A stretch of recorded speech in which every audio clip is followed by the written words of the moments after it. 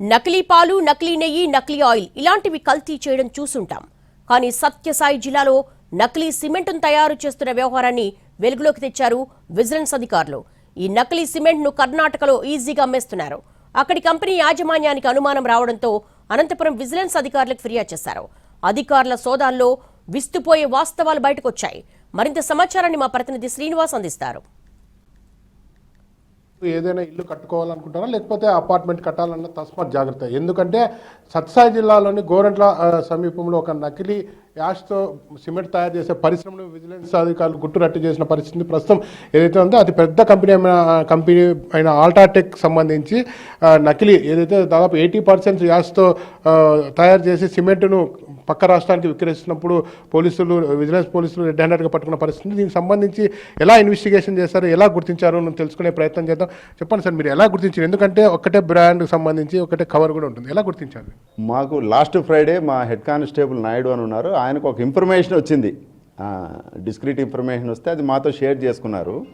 తర్వాత దాన్ని స్క్రీన్ చేసి మేము సాటర్డే నైట్ వెళ్ళాం.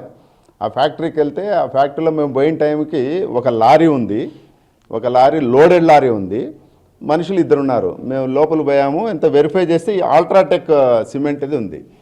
పోయే ముందు మేము అల్ట్రాటెక్ వాళ్లకు కాంటాక్ట్ చేశాను, నేనే చేశాను విజిలెన్స్ వాళ్లకు. మీరేమన్నా అవుట్సోర్సింగ్ ప్యాకింగ్ ఏమన్నా ఇచ్చారా అంటే వెరిఫై చేసే వాళ్ళు లేదు సార్, మేము ఎవరికి అవుట్సోర్సింగ్ ఇవ్వలేదు, అల్ట్రాటెక్ తయారవుతుందంటే మా దగ్గరే కావాలా, బయట ఎక్కడ చేయించడం లేదు. సరే, అప్పుడు మాకు తెలిసింది ఇది ఫేక్ అని. ఆ రోజు నైట్ అయిపోయింది. నెక్స్ట్ డే మార్నింగ్ ఆల్ అథారిటీస్ని పిలిపించాము, UltraTech, GST, pollution control board, legal metrology, revenue వాళ్ళని. ఆ ఎంక్వైరీలో మాకు తెలిసిందేమంటే ఇప్పుడు ఏదైతే ఇది ఉందో ఇది వచ్చి అల్ట్రాటెక్ వాళ్ళు వాళ్ళ కంపెనీకి ఆథరైజ్డ్గా తయారు చేసిన బ్యాగ్ అండి ఇది.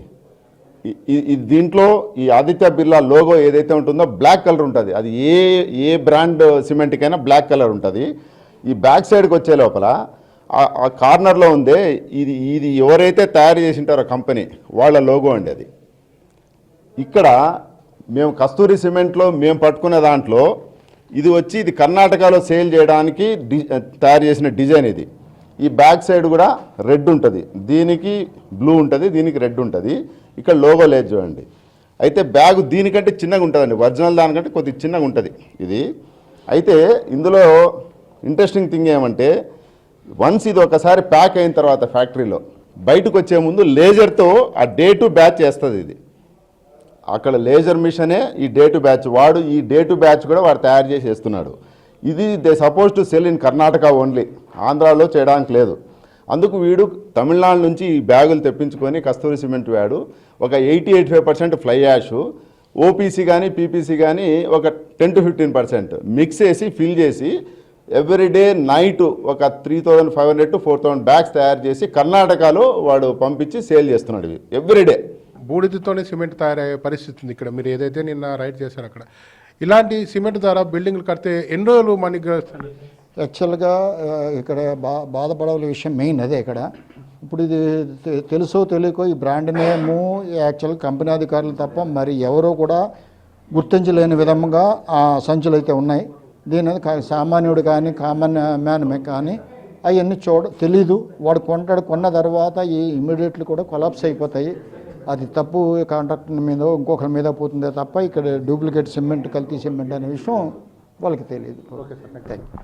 ఇదైతే దాదాపు 80% బూడిద కలిపిన సిమెంట్ తయారు చేసి కర్ణాటకలో విక్రయాలు జరుగుతుండగా పెద్ద ఎత్తున విజిలెన్స్ అధికారులు రైడ్ చేసి గుట్టురెట్టు చేసిన పరిస్థితి. దాదాపుగా జీఎస్టీని 43 కోట్ల వరకు ఎగ్గొట్టారు. అలాగే ఏదైతే ఉందో జీఎస్టీకి ఇచ్చిన డాక్యుమెంట్స్ కూడా ఫేక్ అని కూడా నిర్ధారించిన పరిస్థితి. పూర్తి స్థాయిలో ఈ కేసు సంబంధించి ఇన్వెస్టిగేషన్ జరుగుతుంది. దీని వెనకాల ఎంత పెద్దవారు ఉన్నా కానీ వారిని చట్టం ముందుకు తెస్తామని చెప్పి విజిలెన్స్ అధికారులు చెప్తున్న పరిస్థితి.